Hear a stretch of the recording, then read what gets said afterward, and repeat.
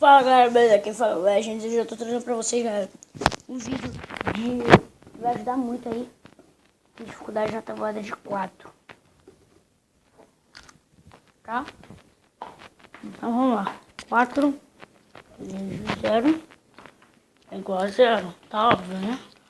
Então 4 vezes 1 vai dar 4. Pra quem sabe tudo. 4 vezes 2 dá 8.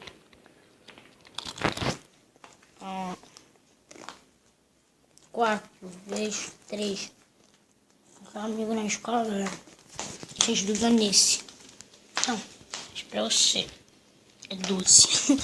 Galera, então vamos lá. 4 vezes 4 é 16. 4 vezes 5, 20. 4 vezes 6 é 24.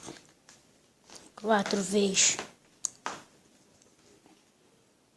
7, 28. Imaginado, né? E 4 vezes 8 é 32. 4 vezes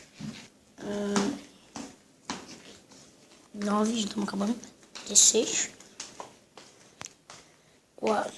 4 vezes 10 é 40, né, galera?